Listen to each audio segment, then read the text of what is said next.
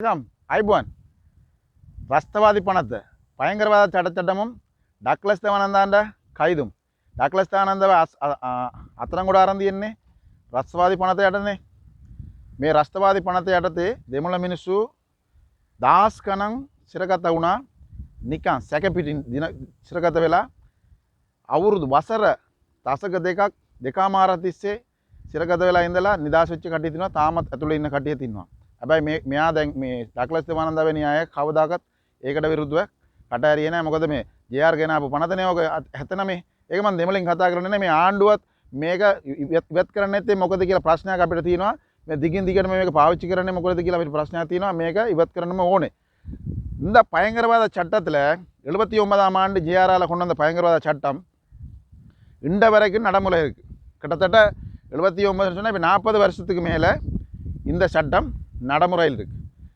அப்போ இந்த சட்டத்தை நீக்க சொல்லி எங்களோட தமிழ் அரசியல்வாதிகள் யாருமே தீவிரமாக ஒரு பிரச்சாரத்தை மேற்கொள்ளவும் இல்லை சர்வதேச ரீதியாக காய்களை நகர்த்தி இந்த அரசாங்கம் கடந்த அரசாங்கங்களுக்கும் சரி இந்த அரசாங்கத்துக்கு எந்த அரசாங்கத்துக்குமே ஒரு ப்ரெஷரை கொடுக்கல அதில் டக்ளஸ் தேவானந்தா தான் ஒரு ஆள் டக்ளஸ் தேவானந்தா 72 மணித்தியாலம் தடுப்பு காவலில் எடுத்ததும் இந்த பயங்கரவாத சட்டத்துக்களை தான் டக்ளஸ் தேவானந்தா அமைச்சரவையில் சந்திரிகா காலத்தில் இருந்து மஹிந்த ராஜபக்ஷ காலம் வரைக்கும் இப்போ 2 பேர் அரசாங்கத்திலையும் இவர் ஒரு செல்ல பிள்ளை அவையோட மடியில் தவழ்ந்த ஒரு ஆள் தான் இந்த டக்ளஸ் தேவானந்தா டக்ளஸ் தேவானந்தா சந்திரிகா காலத்தில் அமைச்சராக இருக்கேக்கில் ஆயிரக்கணக்கான தமிழர்கள் வகை தொகையின்றி சந்தேகத்தின் பேரில் வீதிகளில் வச்சு கடைகளில் வச்சு வேலை செய்கிற இடங்களில் வச்சு வீடுகளில் வச்சு இரவோடு வச்சு சோதனை நடத்தி வீடுகளுக்குள்ள பூந்து இரவு நேரங்களில் கைது செய்யப்பட்டு அல்லது செல்லப்பட்டு சிறையில் அடைக்கப்பட்ட வரலாறு இருந்தது அந்த நேரத்தில் மஹிந்த ராஜபக்ஷ காலத்தில் அப்படித்தான் ஆனால் வகை தொகையின்றி கைது செய்தது வந்து சந்திரிகா காலத்தில் இந்த சட்டத்தை பயன்படுத்தி தான் இரவு நேரத்தில் இரவு 12 மணி 1 மணிக்கெல்லாம் கொழும்பெல்லாம் சுற்றி வளைக்கப்பட்டு தேடுதல் நடக்கும் ஆனால் நித்திரவுள்ள உரையில் மக்கள் எழுப்பி வச்சுக்கொண்டு குழந்தை பிள்ளைலாம் இருக்கிற வீடுகளில் எவ்வளவோ சித்திரவதை செய்தவங்க மன ரீதியாக தமிழ் மக்களை சந்திரிக்கான காலத்தில் பொம்பளையால் நைட்டியோடு இருக்கலையே அப்படியே உள்ளுக்கு ஆமிக்காரங்களும் போலீஸ்காரங்களும் வருவாங்க இப்போ இப்படியெல்லாம் சித்திரவதை செய்ய டக்ளஸ் தேவானந்தா அந்த அரசில் இருந்தோண்டு இதுக்கெல்லாம் ஒத்துழைப்பு செய்து கொண்டிருந்தவர் எந்த விதமான கண்டனமும் தெரிவிக்கல அதே நேரம் லக்ஷ்மன் கதிராமரும் அந்த ஆட்சியில் இருந்தவர் அப்போ அந்த ஆட்சியில் இருந்த இவர்கள்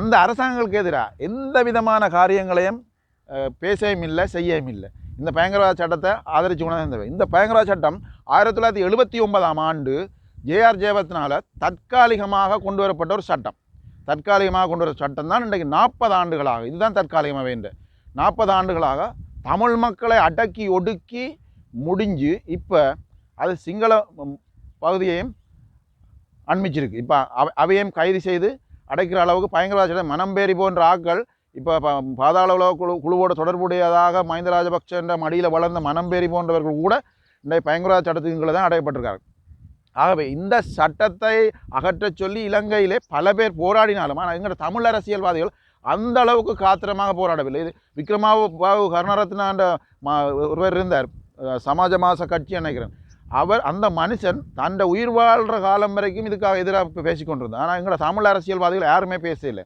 இதில் டக்ளஸ் தேவானந்தா தான் ஒரு ஆள் இன்றைக்கு அவர் அதே சட்டத்துங்களை தான் உள்ளுக்கு இருக்கிறார் அப்போ இந்த சட்டத்தை அகற்றத்துக்கு எந்த ஒரு அரசியல்வாதியும் முன்வரையில் கடந்த சந்திரிகா காலத்தில் சரி அதுக்கு பிறகு வந்த ரணில் 2002 சரி பிறகு மஹிந்த ராஜபக்ஷ காலத்தில் சரி அதுக்கு பிறகு வந்த மைத்திரிபால காலத்தில் சரி அதுக்கு பிறகு வந்த கோட்டாபாய காலத்தில் சரி அதுக்கு பிறகு வந்து ரணில் காலத்தில் சரி இதை செய்யலை இப்போ இந்த சட்டம் வந்து சிங்கள மக்களுக்கு எதிராகவும் திரும்பி இருக்கு இப்போ தான் எல்லாருக்கும் முழிப்பு வந்திருக்கு இதை ஒழிக்கணும்னு சொல்லி ஆனால் அரசாங்கம் இது வேற ஒரு பேரில் கொண்டு வரத்துக்கு யோசிச்சிருக்குன்னு சொல்லி இப்போ எங்களுக்கு செய்திகள் வருது இந்த வீடியோவை நான் சிங்களத்தில் பேசினா தமிழ் மக்கள் யாரும் பார்க்குறேன் இந்த வீடியோவை இந்த சிங்களத்தில் பேசினா தான் அவங்களுக்கு உரைக்கும் நான் சிங்களத்தில் பேசுகிற வீடியோ எல்லாம் வந்து தமிழ் மக்கள் சார்பாக நின்று கொண்டு நான் சிங்கள மக்களுக்கு தெரியணும்னு பேசுகிறது ஆனால் தமிழ் மக்கள் யாரும் இந்த வீடியோ அந்த சிங்களத்தில் பேசினா பார்க்குறேன் நான் சிங்களவங்கள்ட ஆளுன்னு சொல்லிக்கிறேன் நான் என்னை பற்றி தெரியாதாக்கலாம் அப்படி நினைக்கிறாங்க நான் வந்து எனக்கு தெரிஞ்ச மொழி மூலம் என்னால் முடிஞ்ச அளவுக்கு துணிஞ்சு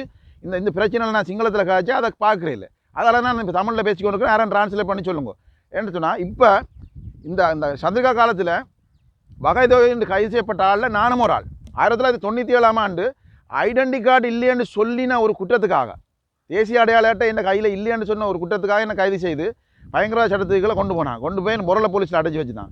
அடைச்சி வச்சுனா நான் எங்களோட குடும்பத்தை என்ன விவேகமாக செயல்பட்டபடியா டக்குன்னு உயர்நீதிமன்ற நீதிபதி சட்டத்தரணியாளை பிடிச்சி, சிங்கள சட்டத்தரணியாளை பிடிச்சி உடனடியாக வழக்குக்கு கொண்டு வந்து என்ன விடுதலை எனக்கு வந்து பிணை எடுத்தாங்க. பிணை எடுத்த பிறகு 6 மாதம் நான் வழக்குக்கு போனான்.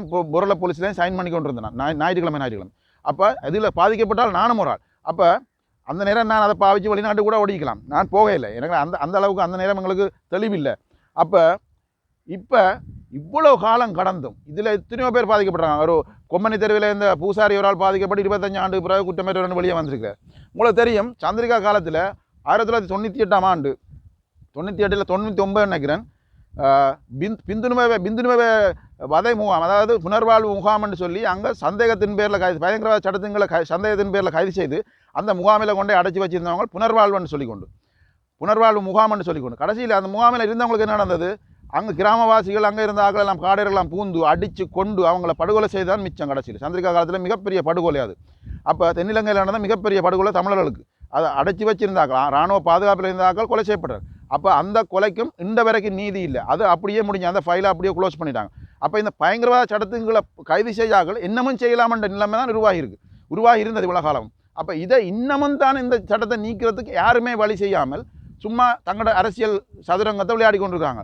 இப்போ நீங்கள் பார்த்தீங்கன்னா தெரியும், சந்திரிகா காலத்துக்கு பிறகு மஹிந்த ராஜபக்ச காலத்திலையும் பலர் கைது செய்யப்பட்டிருந்தாங்க. சந்திரிகா காலத்தில் மத்திய வங்கி குண்டுவெடிப்பில் கைது செய்த சும்மா நிரபராதிகள் கூட பல வருஷம் சிறையில் இருந்தாங்க. அதுக்கு பிறகு எத்தனையோ பேர் சிறையில் இருந்தாங்க. அப்புறம் ராஜபக்ச காலத்திலையும் சிறையில் இருந்தாங்க. எத்தனையோ மன்றாடி எத்தனையோ பேர் கேட்டு ஆனந்த சுதாகரன் சொல்லி மைத்திரிபால காலத்தில் விடுதலை செய்ய சொல்லி கெஞ்சி கூத்தாடி அந்த அவரை விடுதலை செய்ய அந்த சின்ன குழந்தைகள். அப்போ இதெல்லாம் பயங்கரவாத சட்டத்துக்குள்ளே தான் அடைச்சி வச்சுக்கிறாங்க. அப்போ எங்கட அரசியல்வாதிகள் இந்த சட்டத்தை அகற்றத்துக்கோ டக்ளஸ் உட்பட எல்லாருமே இதுக்கு அவைக்கு வரைக்குள்ள தான் அவைக்கு தெரியும், அவைக்கு இந்த பிரச்சனை வரைக்கு தான் அவைக்கு தெரியும். அப்போ இந்த சட்டத்தை நீக்க சொல்லி சர்வதேச ரீதியாக ஒரு அழுத்தத்தை கொடுக்குறதுக்கு முயற்சிக்கல. அப்பப்போ சும்மா பேசி போட்டு பேசாமல் இருக்கணும், அவ்வளோதான். ஜேஆர் இந்த சட்டத்தை கொண்டு வந்து 1979ஆம் அந்த சட்டத்தை கொண்டு வந்த பிறகு தமிழ் இளைஞர்களை அந்த காலத்தில் இருந்து எல்லாருக்கும் தெரியும், எனக்கு அண்ணாக்கள் அவங்களெல்லாம் எங்களோட ஊர்களெல்லாம் சும்மா எங்களுக்கு தெரிஞ்சபடி எங்கள் வீடுகளில் தெரிஞ்சபடியெல்லாம் அள்ளி கொண்டு போய் ஜெயிலில் அடைச்சோம். அப்போ 83 கலவரங்களுக்கு பிறகு நிறைய பேர் கைது செய்து ஜெயிலில் அடைச்சோம். அப்போ 87ஆம் ஆண்டு இந்திய இலங்கை ஒப்பந்தத்தின் அடிப்படையில் பொது மன்னிப்பின் பேரில் கிட்டத்தட்ட 2000 பேருக்கிட்ட 1500-2000 பேருக்கிட்ட விடுதலை செஞ்ச ஜெயவர்தனா. அவ்வளோ காலமும் அவங்க ஜெயிலில் இருந்தவங்க எந்த விதமான குற்றச்சாட்டும் இல்லாமல் சும்மா கொண்டே அடைச்சி வச்சுருந்தவங்க.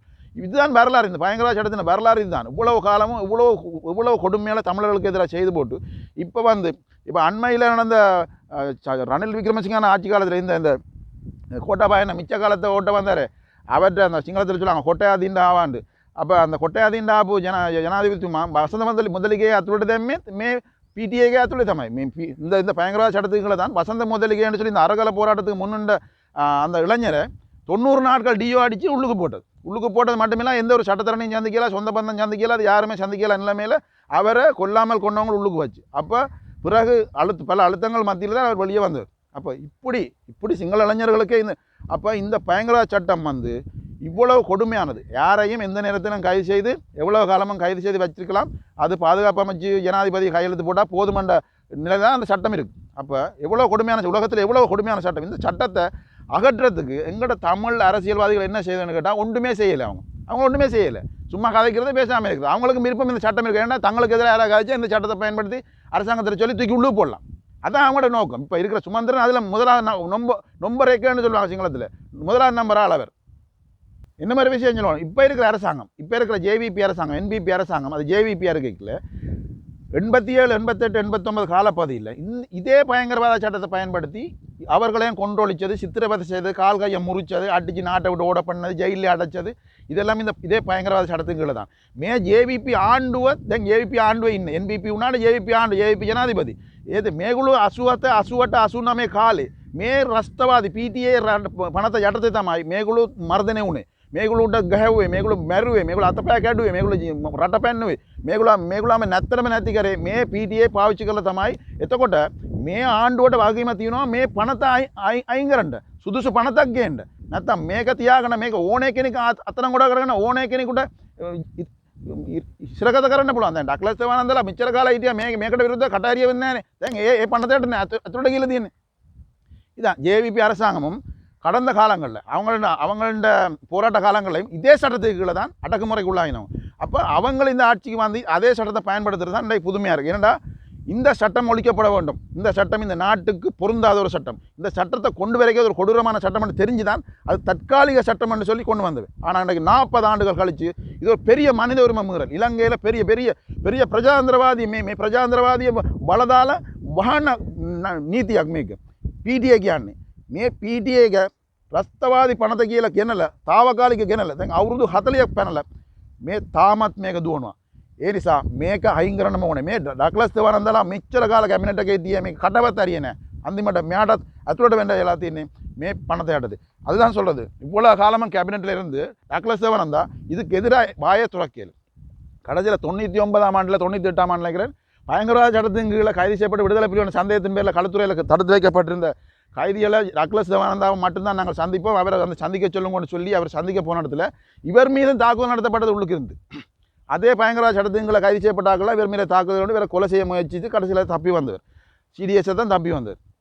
இவரை திறமையால் அவங்களுக்கு திருப்பி அடித்து கொண்டு வந்து தப்பி வந்தார். ஆனால் இந்த வரைக்கும் அவர் அதுக்கு பிறகு கூட இந்த சட்டத்துக்கு எதிராக வாய் துறக்கல். அதுதான் எங்களுக்கு இருக்கிற கவலை. இப்படி இந்த பயங்கரவாத சட்டத்தின் சம்பந்தமாக பல காரியங்களை சொல்லிக்கொண்டு அடுக்கி கொண்டே போகலாம்.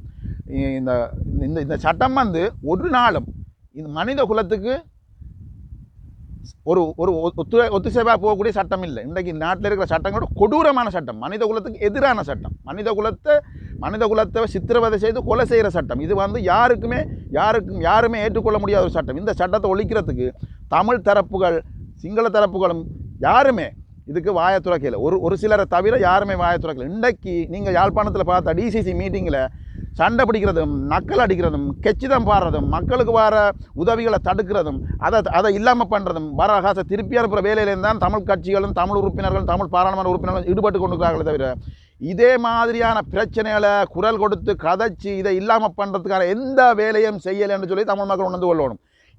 இதுதான் எங்களோட தமிழ் அரசியல்வாதிகளின் நிலைப்பாடு. இவங்கள் தொடர்ந்து எங்களை ஏமாற்றி கொண்டு வராங்க. எங்களோட இளைஞர்கள் யுவதிகள் இன்னும் பயங்கர சட்டத்தின் கீழே சிறையில் இருக்கிறாங்க. ஆகவே அவங்கள விடுவிக்கிறதுக்கான எந்த விதமான வேலையும் இந்த அரசியல்வாதிகள் செய்யாமல் கெச்சிதம் பாடிக்கொண்டும் மேடைகளில் அவன் இவன் என்றதும் போடா வாடா என்றதும் தூஷணத்தால் பேசுகிறதும் நாயே என்று சொல்கிறதும் சாதி கதைக்கிறதும் இதுதான் எங்கள் அரசியல்வாதி செய்து கொண்டிருக்காங்களே தவிர தமிழ் மக்களுக்கான எந்த உருப்படியான வேலையும் இவங்கள் செய்யலைன்றதான் உண்மை கதை. நன்றி, வணக்கம்.